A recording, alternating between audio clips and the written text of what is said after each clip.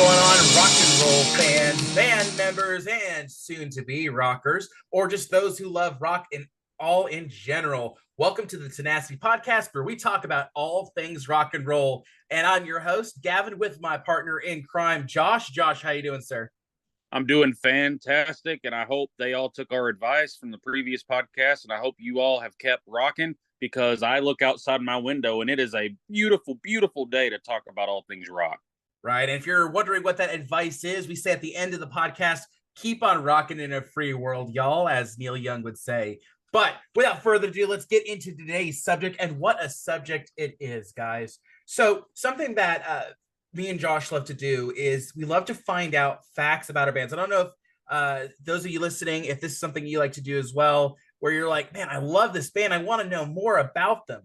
And you come to find out like there's some really interesting facts, because let's be real. We put a lot of times, we put our bands on a pedestal, and we realize like as time goes on, they're human, just like the rest of us. Right. They've had to learn, they've had to grow, but there are some incredible stories and some incredible facts about these guys or gals that are in these bands that have kind of paved their way. They've added character, they've added experience to their stories, their journeys of becoming the members or the bands that they are today. And so me and Josh would like to do today is we're going to be swapping stories on or facts about some of our favorite bands. And I'd like to kick it off actually with a band that has been around for a very long time, but they actually had an accidental hit.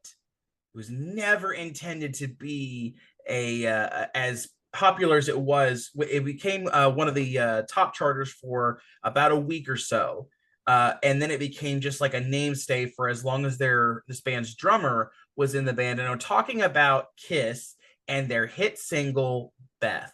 So Beth is actually, I did honestly, when you think about Kiss, you think about a lot of their Rock and Roll All Night, you think of Detroit Rock City, but one song that can stand out on its own, you don't even realize it's not Paul, it's not Gene that are singing the song, it's their drummer Peter Criss who is singing this song, Beth. And it's such a heartwarming song about this girl trying to realize like she's home alone, she's waiting for her man, and he's gonna be there soon, he's just not there yet. And some of the things I've seen about this song, Peter would come out on stage from the drums, and he would do solo shows, moments of this where he'd actually have roses and he'd be tossing them to girls in the audience.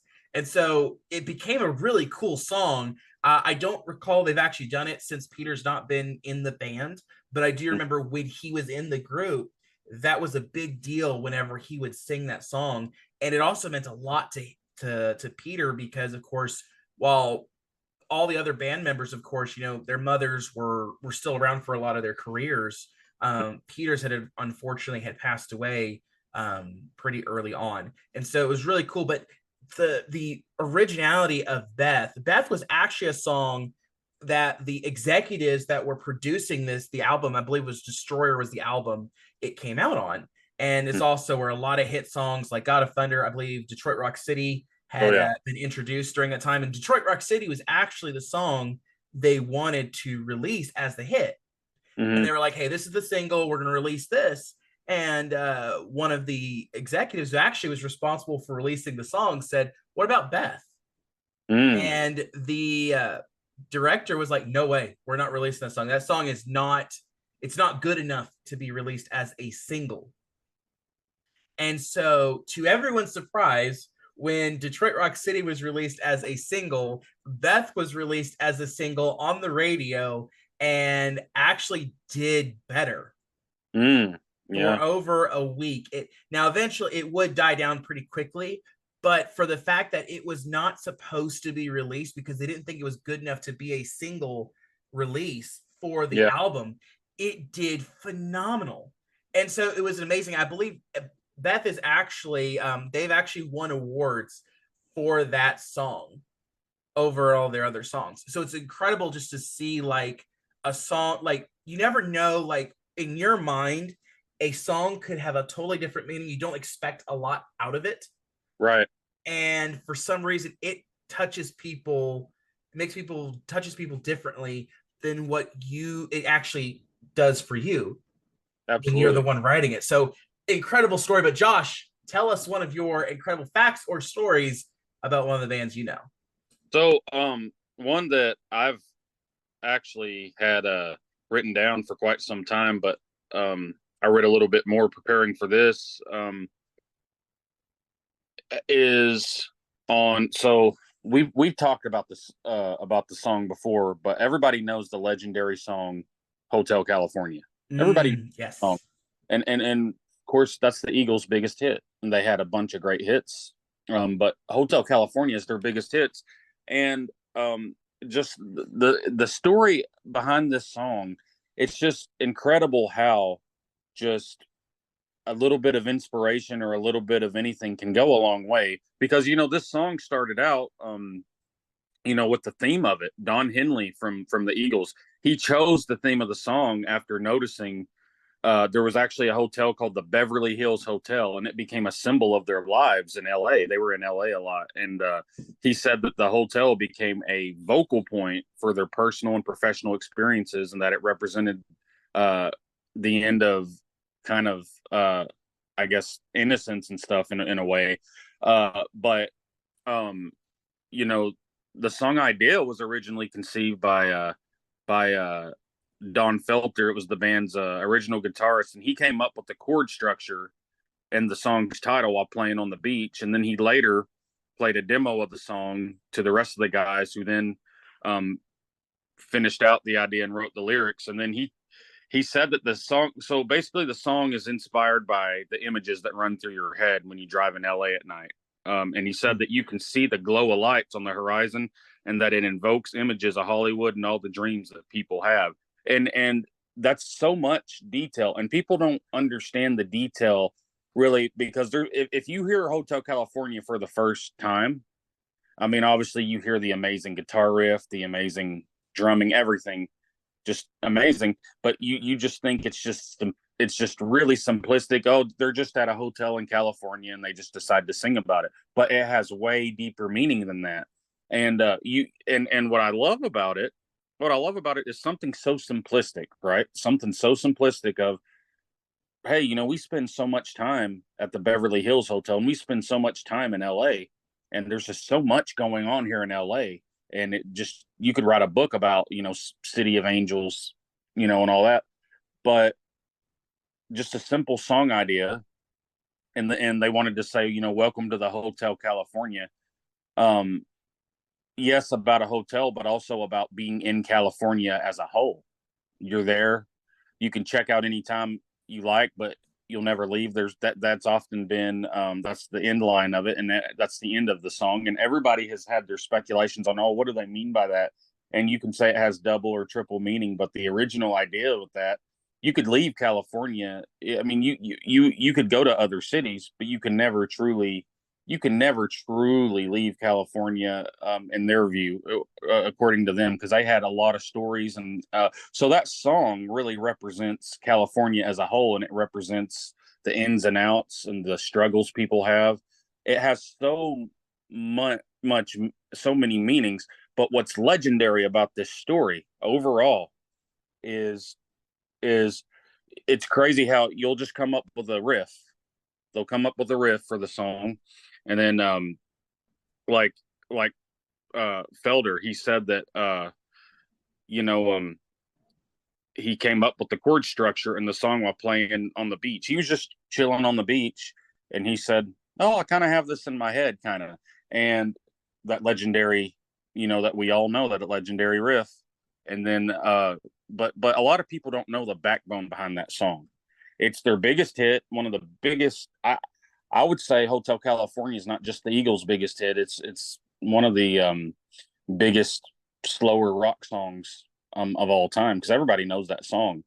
Um, and one of the things that I love about that song too is it's just like you mentioned with Beth, with the drummer. A Kiss is the one that sings Beth, and that's actually the same situation with the Eagles. Also with this one, the drummer of the Eagles, he's the lead singer on Hotel California, and so I just think it's awesome. And I mean, obviously, there's so much I can get into with the Eagles, but that'll be for another time. But Hotel California, I just wanted to touch on that because that song, a lot of people don't realize like what the inspiration for that song was. They might think that, oh, it's just about you're just at a hotel in California and you feel welcome, so you're singing a song. No, it has so much meaning behind it, and uh, it's just amazing how something so simple and there's so many songs we could talk about, Gavin, about that. So many legendary songs.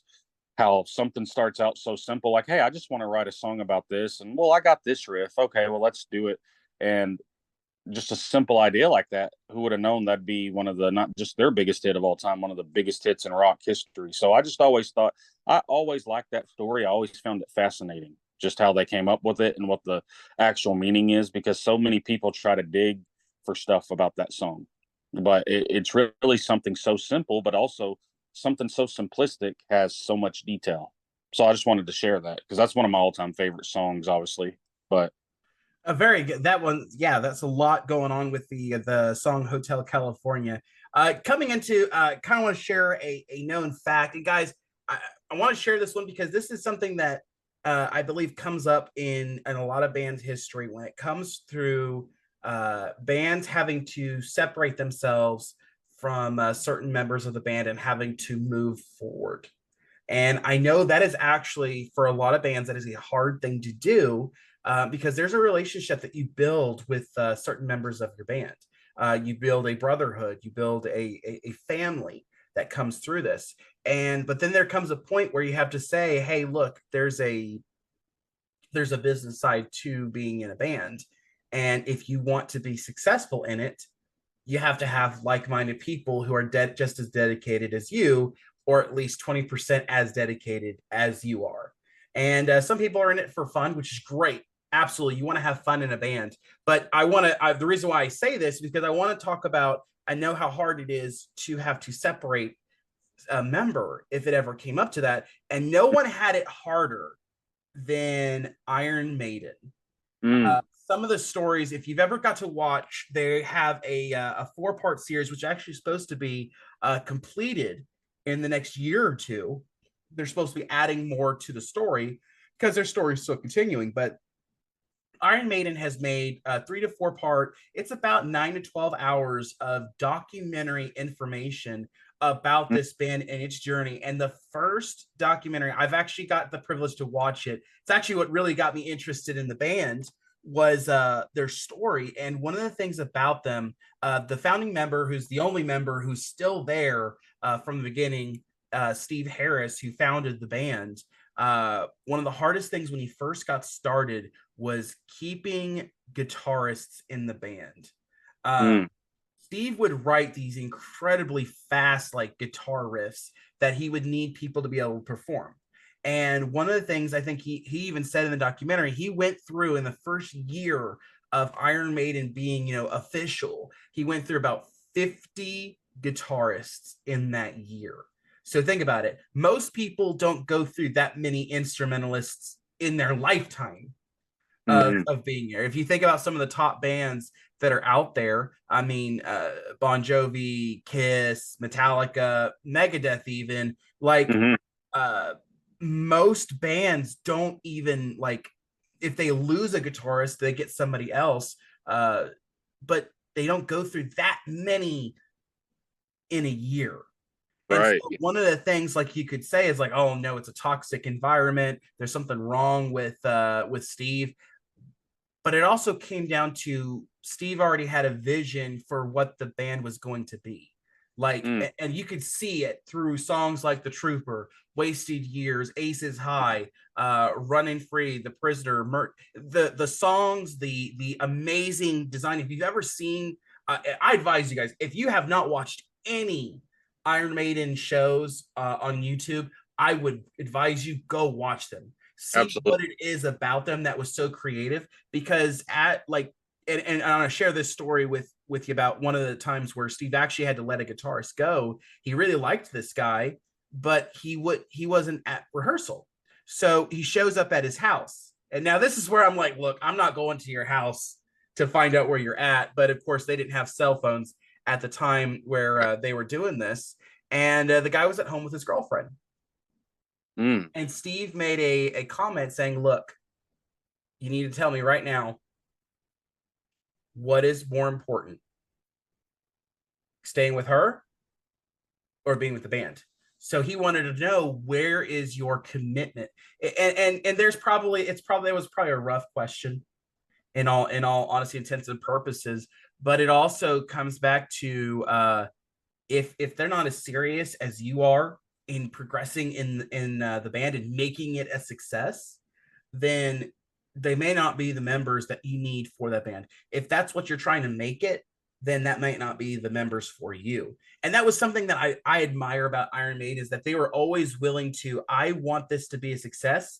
I Yeah. love what I do.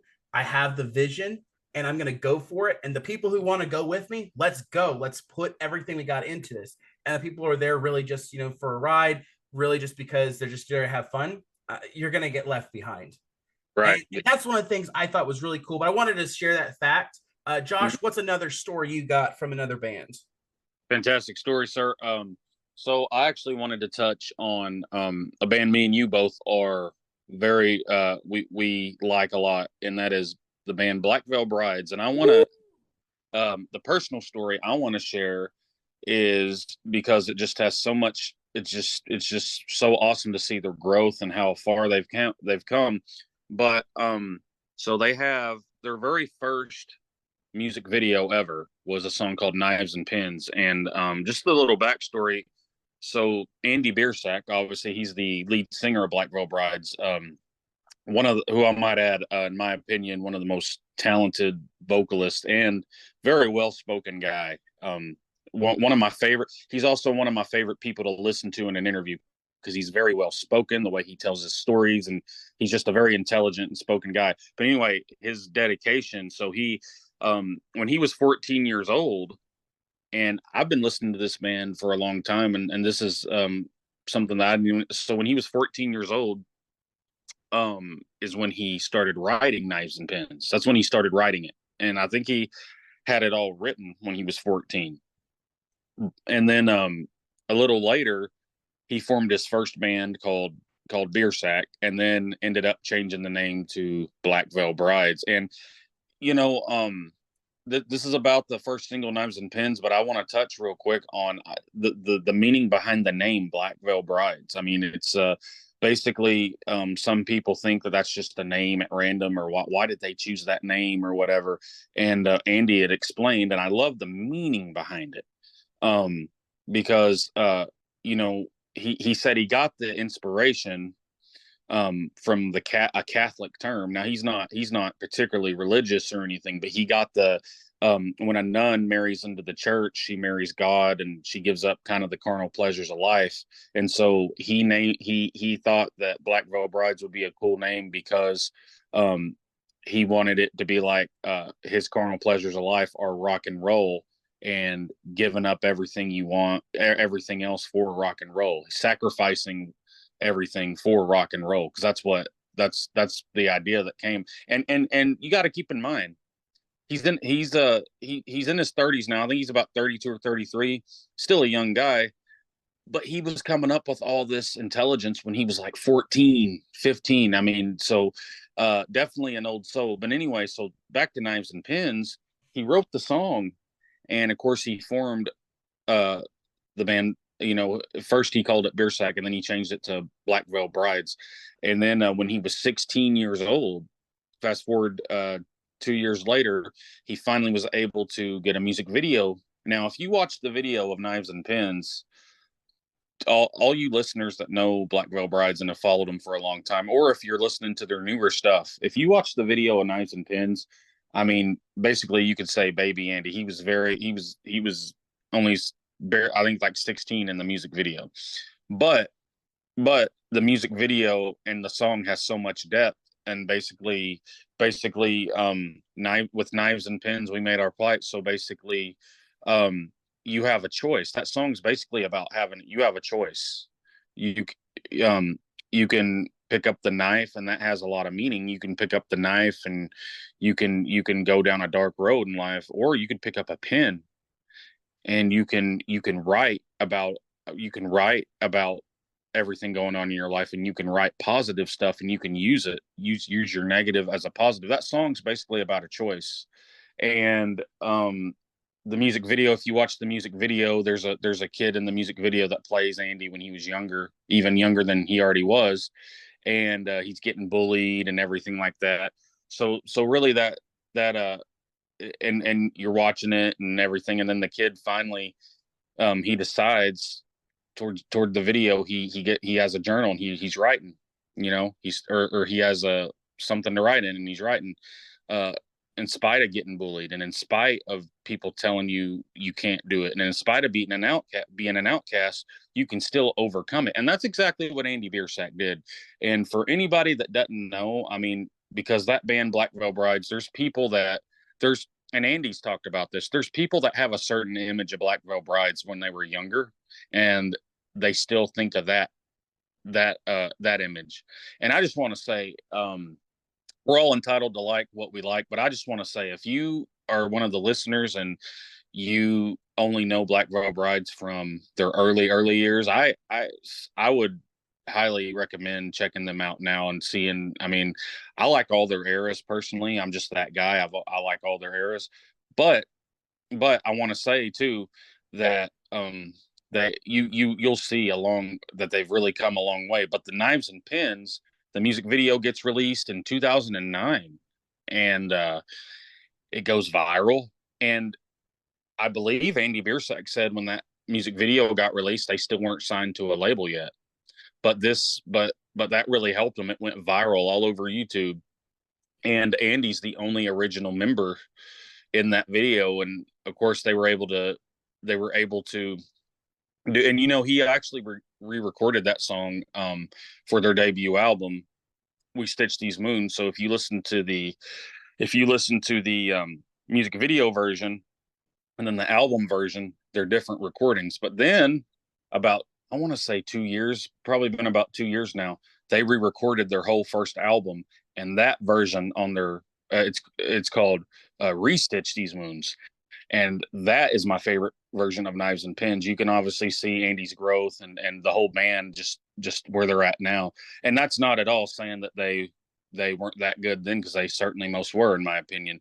But I just wanted to touch on the Knives and Pins music video is a timeless music video. Go see how young Andy is, but see how dedicated he is to this idea of, hey, this is my dream. And Black Veil Brides, that name has a meaning to me. I'm going to give up everything I want, and I'm going to not everything I want. I'm going to give up everything else for rock and roll. I'm going to sacrifice because this is what I want to do. And of course, just like almost any topic we bring up, I could touch on that for a long time.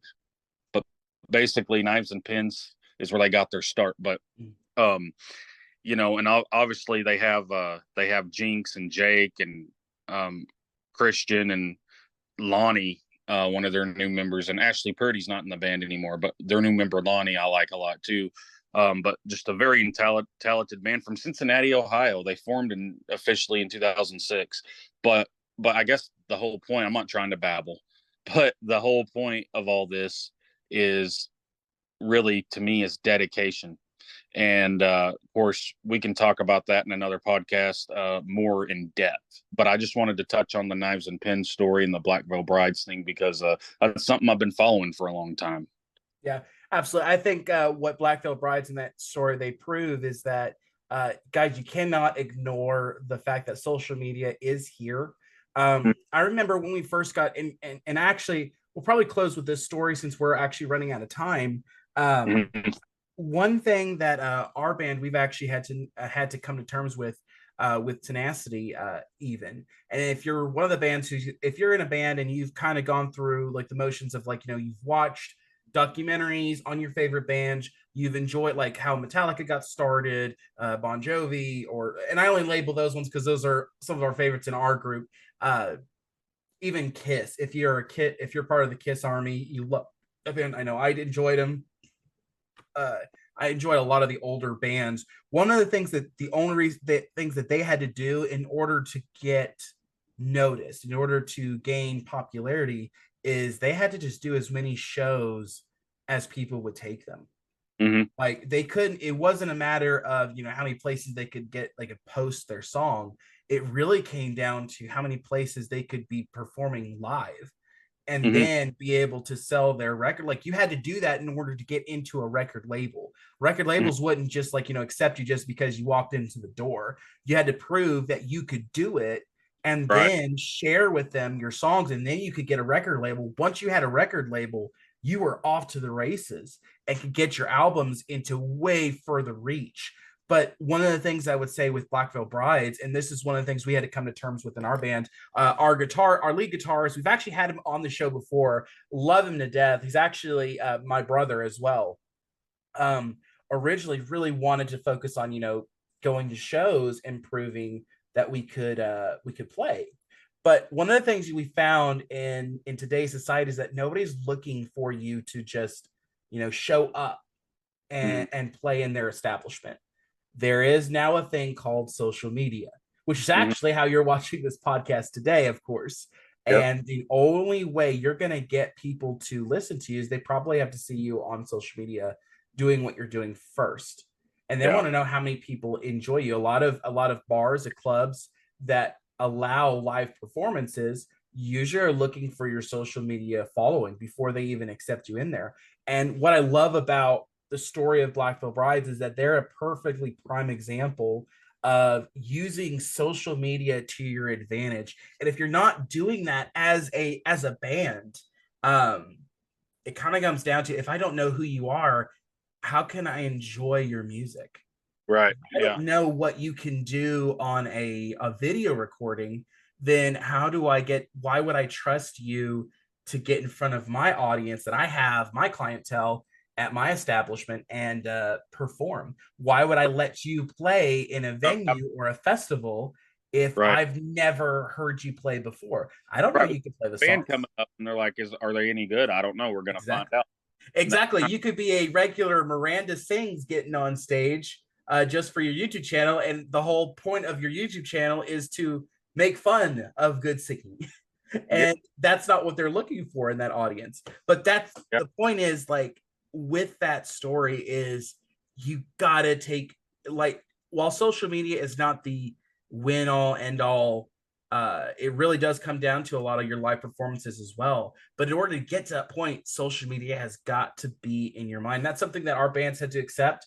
It's something that we've been actually building towards, which is why we have, of course, our Facebook, Instagram, Twitter, our TikTok page, our YouTube page. And that's actually where Black Veil Brides got their start, was YouTube, like Mm-hmm. Josh's story.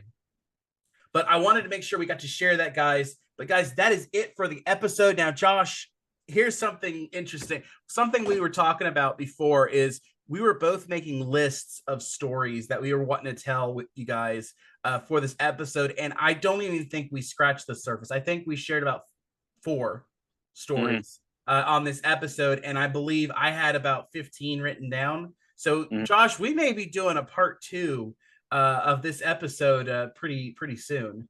Yeah, that's a must. You got to Yes. do a part 2. Yeah, because we've got a ton of these guys. If you haven't, like, Josh and I'm a documentary watcher. I love, if I find out about a band and I love that band, more than likely I've watched some sort of documentary about them, because I want to know the people. I want to know what they had to do to get where they're at, because that's where me and Josh want to be one day. We want to Yeah. be in that setting where we're able to play in front of thousands.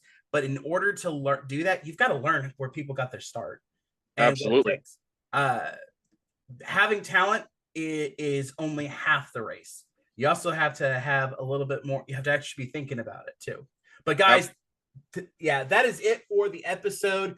We hope you guys have enjoyed. If you enjoyed the music in the background, you can find that on the platform that you're watching this from, on our Facebook, Instagram, Twitter, TikTok, or YouTube channel. We hope you guys have enjoyed this episode. And until next time, keep on rocking and